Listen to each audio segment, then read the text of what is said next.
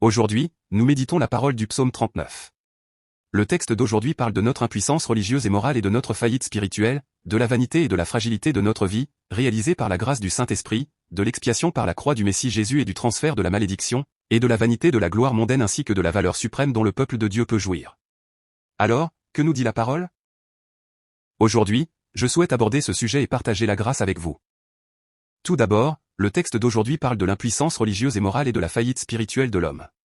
Dans le texte d'aujourd'hui, au psaume 39, versets 1 à 2, il est écrit: Je disais, je veillerai sur mes voies, de peur de pécher par ma langue, je mettrai un frein à ma bouche, tant que le méchant sera devant moi.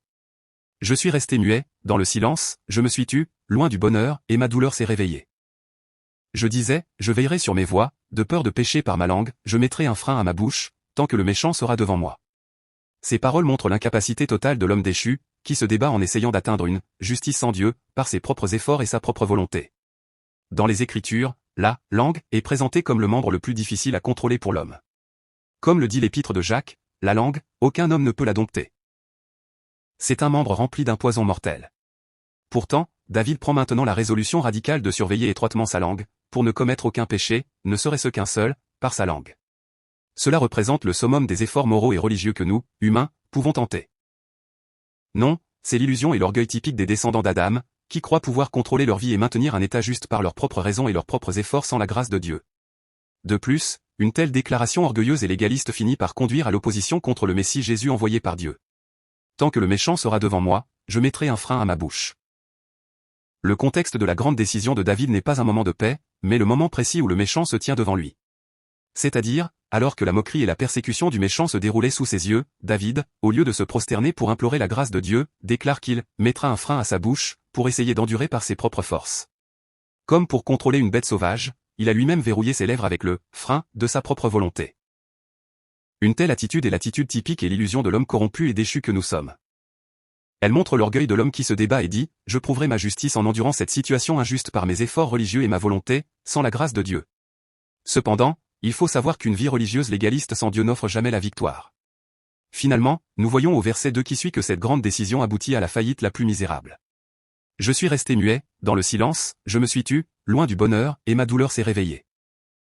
Ces paroles montrent à nu la réalité de la souffrance spirituelle et de l'échec auquel on est confronté lorsqu'on essaie de garder la justice par ses propres forces, sans la grâce de Dieu. David, pour ne pas pécher devant le méchant, n'a pas seulement fermé la bouche aux mauvaises paroles, il a même tu les bonnes paroles. Peut-être s'est-il enchaîné de la manière la plus extrême, par crainte qu'une seule parole mal placée ne devienne une étincelle et ne fasse jaillir des sentiments encore pires. C'est précisément l'image du légalisme, semblable à celui des pharisiens. Ce n'est pas le silence qui apparaît suite à une transformation par la grâce de Dieu, mais l'attitude orgueilleuse de l'homme qui veut supprimer et contrôler sa propre nature pour atteindre la justice par lui-même. De plus, s'il avait si soigneusement fermé la bouche, la victoire et la paix espérée auraient dû suivre, mais le résultat fut exactement l'opposé. C'est pourquoi David confesse « Ma douleur s'est réveillée ». Ici, douleur signifie une souffrance spirituelle extrême, comme si la chair était déchirée. Si, vu de l'extérieur, on peut contrôler ses lèvres selon sa volonté et ses efforts, la nature pécheresse jaillissant de notre être déchu pourrit et s'infecte d'autant plus à l'intérieur qu'on la réprime. Même si l'extérieur semble silencieux, la colère et l'emportement poussaient à l'intérieur comme des champignons vénéneux, perçant sans pitié toute l'âme de David. C'est précisément la fin misérable des efforts religieux et de l'ascétisme légaliste dépourvu de la grâce de Dieu. Une vie religieuse sans évangile, sans Dieu, n'apporte pas un repos véritable, mais ne fait que pousser notre âme dans un marécage de souffrance encore plus profond. Quoi qu'il en soit, à travers cette douleur, elle dénonce notre impuissance humaine, par nos efforts et notre volonté religieuse, nous ne pourrons jamais résoudre le problème du péché. Deuxièmement, le texte d'aujourd'hui parle de la vanité et de la fragilité de notre vie, réalisée par la grâce du Saint-Esprit. Dans le texte d'aujourd'hui, au psaume 39, versets 3 à 4, il est écrit: Mon cœur brûlait au-dedans de moi, un feu intérieur consumait mes pensées, et la parole est venue sur ma langue, Éternel. Dis-moi quel est le terme de ma vie, quelle est la mesure de mes jours, que je sache combien je suis fragile. Mon cœur brûlait au-dedans de moi, un feu intérieur consumait mes pensées, et la parole est venue sur ma langue, Éternel. Dis-moi quel est le terme de ma vie, quelle est la mesure de mes jours, que je sache combien je suis fragile. Ces paroles parlent de la grâce puissante du Dieu Saint-Esprit, qui allume un feu et ouvre les yeux de l'homme que nous sommes. Brûlait décrit ici l'état dans lequel l'esprit de David a commencé à bouillonner depuis le centre sous l'action du Saint-Esprit. Alors que David s'accrochait à la parole de Dieu et la méditait, cette chaleur est devenue de plus en plus violente, jusqu'à atteindre son paroxysme. C'est comme si un feu s'était allumé au plus profond de l'âme de David, l'action puissante du Saint-Esprit s'était abattue sur lui. C'était comme l'esprit du prophète Jérémie qui fendait les os et allumait un feu consumant l'arrogance et l'obstination du cœur humain, c'était l'esprit qui touche, éclaire et dissipe le cœur insensé de l'homme. En effet, avant que ce Saint-Esprit ne vienne à lui, l'homme est un être qui ne réalise même pas à quel point il est insensé, fragile et vain. Mais lorsque ce feu brûlant du Saint-Esprit est descendu sur un tel homme, enfin sa propre justice, son orgueil et sa folie se sont brisés, et les yeux de la sagesse spirituelle se sont ouverts. Et, la parole est venue sur ma langue, parle ici du grand résultat lorsque le feu du Saint-Esprit descend. Dès que le feu du Saint-Esprit est descendu, les lèvres de David, autrefois fermées, se sont transformées en un canal de grâce, proclamant la vérité spirituelle selon ce que l'Esprit l'a poussé à dire.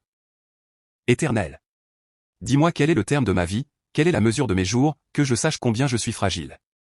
Ces paroles dénoncent la réalité de l'homme à laquelle est confrontée l'âme éclairée par le Saint-Esprit, une impuissance et une vanité totale. Dès que la grâce du Saint-Esprit est descendue, la première chose que David a crié, c'est de lui faire connaître sa fin et la mesure de ses jours restants. Dis-moi.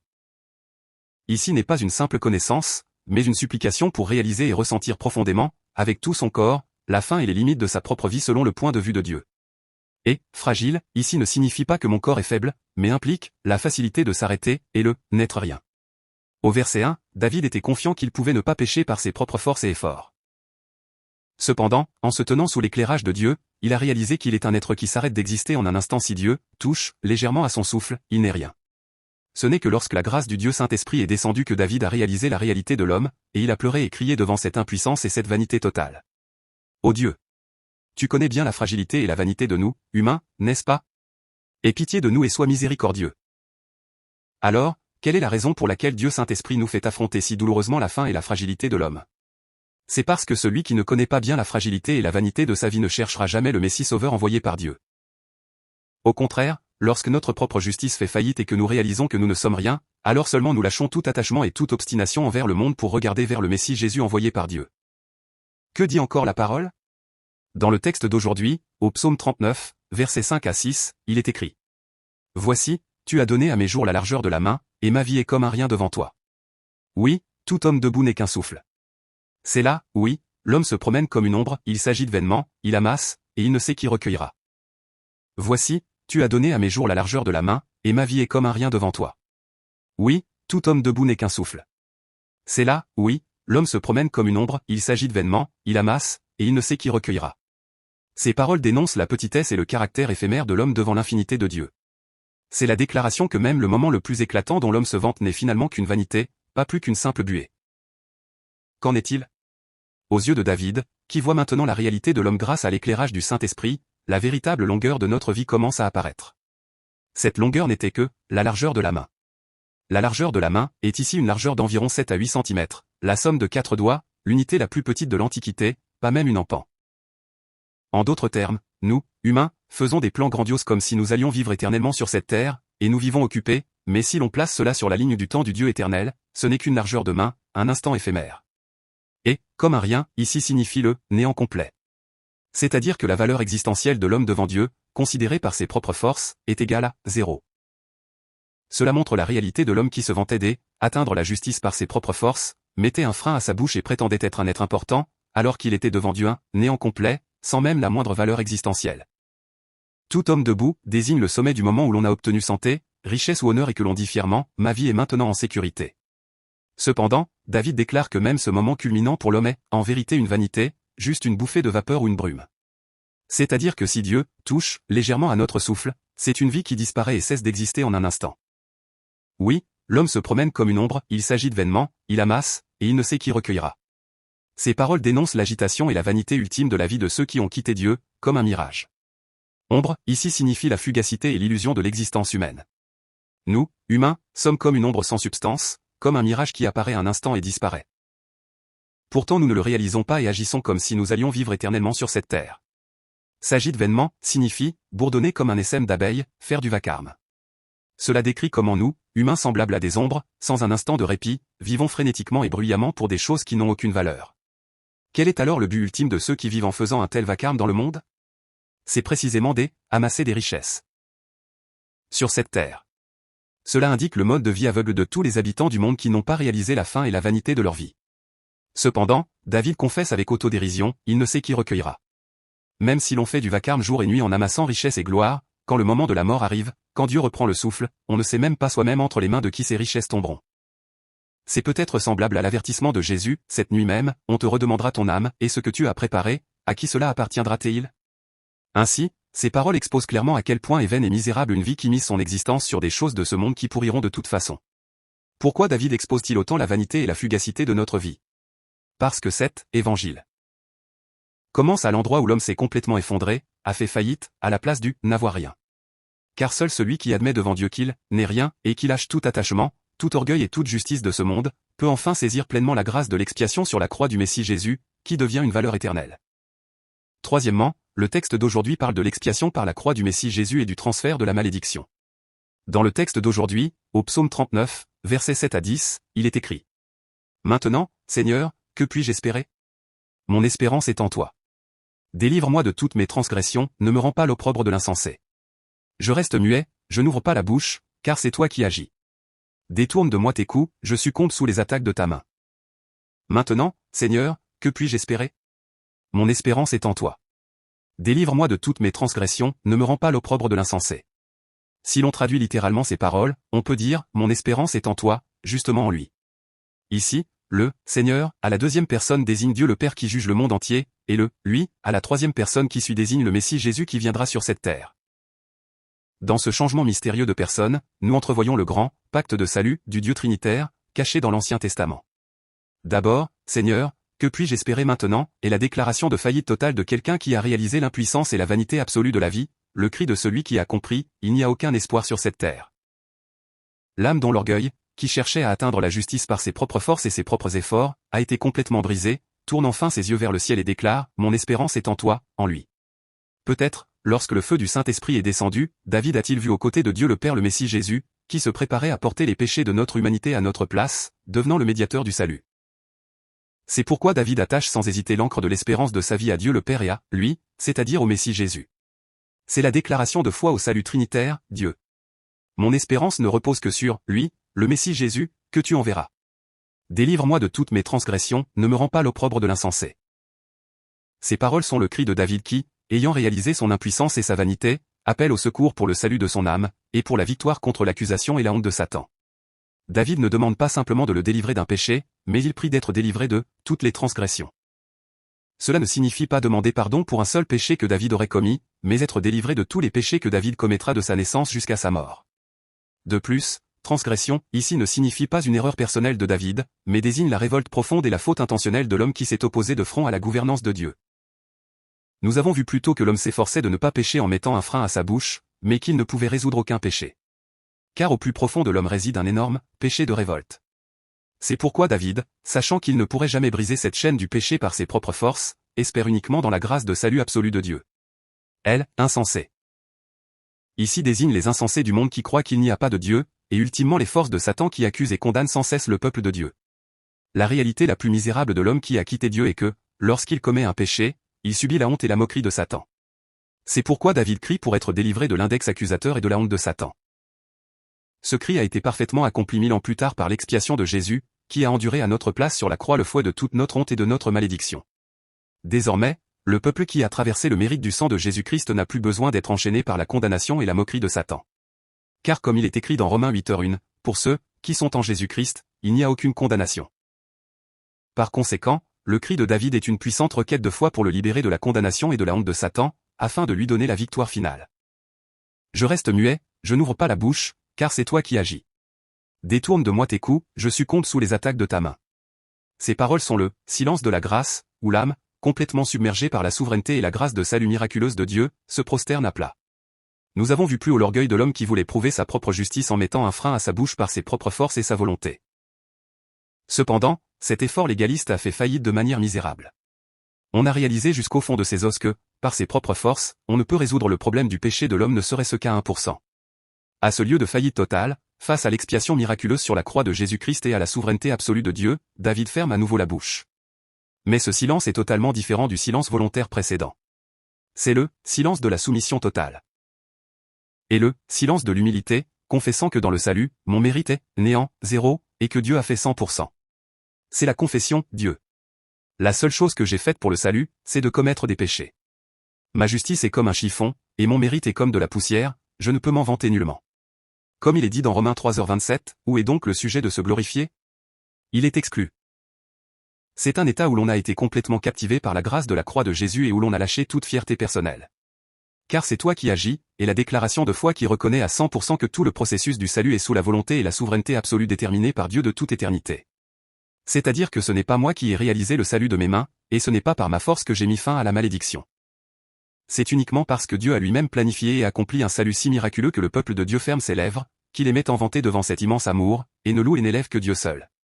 Détourne de moi tes coups, je succombe sous les attaques de ta main. Ces paroles espèrent que le fouet de la malédiction, imposé à l'homme dans Genèse 3 après le péché d'Adam dans le jardin d'Éden, sera retiré et transféré sur Jésus pour y mettre fin. David confesse qu'il a été complètement anéanti parce que la main de Dieu l'a frappé. Cela montre la réalité misérable de l'homme placé sous le jugement éternel de Dieu à cause du péché dans Genèse 3, et montre en même temps que, par ses propres forces, l'homme ne pourra jamais échapper à une telle malédiction. En ce moment, David, éclairé par le Saint-Esprit, découvre le « chemin du salut » miraculeux écrit. Détourne de moi tes coups. Détourner. Ici ne signifie pas simplement enlever, mais comme lors du transfert du péché de l'homme sur la victime sacrificielle dans le culte de l'Ancien Testament, c'est la demande de transférer le fouet de la malédiction pour tous mes péchés sur le Messie Jésus. C'est la grande supplication de foi qui a entrevu 1000 ans à l'avance la grâce de la croix du Nouveau Testament. Cette prière prophétique a été parfaitement accomplie 1000 ans plus tard, lorsque Jésus a été suspendu à la croix, a saigné et est mort. Dieu a transféré complètement le fouet de la malédiction qui était dirigé contre nous, humains, sur son Fils unique Jésus-Christ.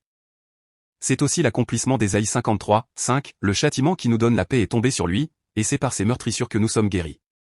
Pour le dire autrement, le châtiment que l'homme aurait dû recevoir, Jésus l'a subi à notre place en étant suspendu à la croix, de sorte que la malédiction dirigée vers moi a été transférée sur Jésus. C'est pourquoi, puisque Jésus a mis fin à toute ma malédiction, nous sommes passés de la mort à la vie, de la malédiction au lieu de la bénédiction. Quatrièmement, le texte d'aujourd'hui parle de la vanité de la gloire mondaine et de la valeur suprême dont jouit le saint. Dans le texte d'aujourd'hui, au psaume 39, versets 11 à 13, il est écrit. Tu châties l'homme en le punissant de son iniquité, tu détruis comme par la teigne ce qu'il a de plus cher, oui, tout homme n'est qu'un souffle. C'est là, Éternel. Écoute ma prière, et prête l'oreille à mes cris, ne sois pas insensible à mes larmes. Car je suis un étranger chez toi, un habitant, comme tous mes pères. Détourne de moi ton regard, et laisse-moi respirer, avant que je m'en aille et que je ne sois plus. Tu châties l'homme en le punissant de son iniquité, tu détruis comme par la teigne ce qu'il a de plus cher, oui, tout homme n'est qu'un souffle. C'est là. Ces paroles sont l'introduction d'une nouvelle section qui déclare une fois de plus la faillite finale de notre vie qui amasse richesse et gloire. Maintenant David dépasse la barrière personnelle du « moi » pour élargir son regard sur la gouvernance universelle de Dieu sur toute l'humanité. L'homme ici désigne toute l'humanité corrompue et déchue à cause du péché. Et, châtier, ici ne signifie pas le fouet pour le péché personnel de David, mais désigne le jugement de Dieu sur le péché universel de l'humanité. C'est-à-dire qu'il viendra un jour où chacun de nous se tiendra devant le tribunal de Dieu. Quand ce jugement de Dieu descendra, la gloire mondaine que l'homme a amassée si occupée jusqu'à en risquer sa vie, fondra comme si elle était dévorée par la teigne. Par exemple, peu importe à quel point le tissu est luxueux et coûteux, dès que la teigne commence à le manger, il est tellement endommagé qu'on ne reconnaît plus sa forme, ainsi, succès, honneur, pouvoir ou richesse que l'homme a amassé sur cette terre, sous la colère de Dieu, fondront en un instant et disparaîtront sans laisser de traces. Puisque la gloire mondaine disparaîtra complètement sous le jugement de Dieu, David déclare une fois de plus. En vérité, chaque homme n'est qu'une vanité, c'est-à-dire un souffle ou une brume. Alors, pourquoi David émet-il une déclaration de faillite, si cruelle et misérable pour la gloire mondaine sur cette terre? C'est pour mettre en relief de manière éclatante la vie précieuse du saint, dans les versets 12 et 13 qui suivent. Éternel. Écoute ma prière, et prête l'oreille à mes cris, ne sois pas insensible à mes larmes. Car je suis un étranger chez toi, un habitant, comme tous mes pères. Détourne de moi ton regard, et laisse-moi respirer, avant que je m'en aille et que je ne sois plus. Ces paroles montrent l'image de la communion brûlante que le peuple de Dieu, qui considère la gloire mondaine comme des excréments et qui a retrouvé son identité d'étranger marchant avec Dieu, sur cette terre, jouit avec Dieu. La prière de David ici est une expression représentative de toute la vie qui loue Dieu, et se concentre sur la vie de communion brûlante marchant avec Dieu. Les larmes, ici ne sont pas des larmes de tristesse, mais des larmes de communication, débordantes de joie, de gratitude et d'amour, cherchant des réponses détaillées et du réconfort dans les bras de Dieu. De plus, je suis un étranger chez toi, se traduit exactement par je suis un étranger qui est avec le Seigneur.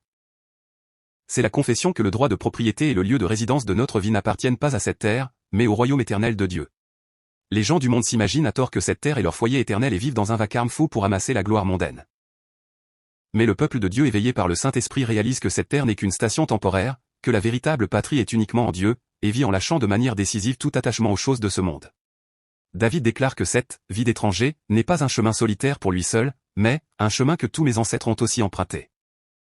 À ce sujet, l'auteur de l'Épître aux Hébreux dans 11, 13-16 témoigne, c'est dans la foi qu'ils sont tous morts, reconnaissant qu'ils étaient étrangers et voyageurs sur la terre.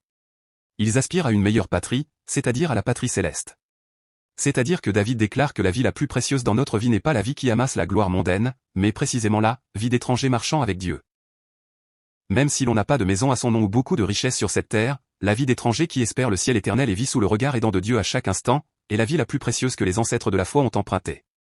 David ici exalte au plus haut point estime de soi spirituelle, que jouit le peuple du royaume de Dieu après avoir complètement surmonté toute vanité du monde. Détourne de moi ton regard, et laisse-moi respirer, avant que je m'en aille et que je ne sois plus. Ces paroles dépeignent l'image de l'homme qui était opprimé sous la malédiction du péché dans Genèse 3, incapable même de respirer, qui, grâce à la puissance de l'expiation du Messie Jésus, restaure dans une communion intime avec Dieu la joie spirituelle et la gaieté qui avait été perdue. Pardonner et regarder, ici signifie, regarder attentivement, espérer.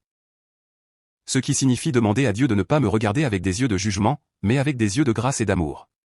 Pendant tout ce temps, Dieu a regardé le monde avec des yeux de jugement effrayants, blâmant les péchés de l'homme. Cependant, pour ceux qui ont traversé l'expiation sur la croix de Jésus-Christ et qui ont volontairement choisi d'être des étrangers marchant avec Dieu, il tourne à nouveau ce regard. Désormais, pour une telle personne, il ne regarde plus avec des yeux de jugement, mais avec le regard chaleureux de l'amour, regardant l'enfant qui a été racheté par le sang de son Fils unique Jésus-Christ. Ce regard attentif de Dieu se manifeste en protégeant, en défendant, en remplissant et en aidant ses enfants jusqu'au bout. Respirer, signifie ici, rafraîchir, faire sourire, montrant le résultat qui se produit lorsque Dieu aide son peuple avec un regard de grâce. C'est-à-dire que lorsque toute ma malédiction est transférée sur la croix de Jésus, et que le regard aidant de Dieu recouvre ma vie, le sourire du peuple de Dieu, qui vivait en gémissant sous la malédiction du péché, est assurément restauré. Le peuple de Dieu finit par crier avec soulagement, « J'ai pu sourire à nouveau grâce à Dieu ». La vie qui vivait comme esclave du péché et de Satan est libérée, rafraîchie et sourit. N'est-ce pas la valeur suprême et la fin de vie grandiose que le peuple de Dieu peut jouir sur cette terre? Seigneur, mon espérance est en toi. Jésus. Merci. Merci. Je t'aime. Nous confessons que nous sommes des êtres impuissants incapables de contrôler ne serait-ce qu'un péché par nos propres forces.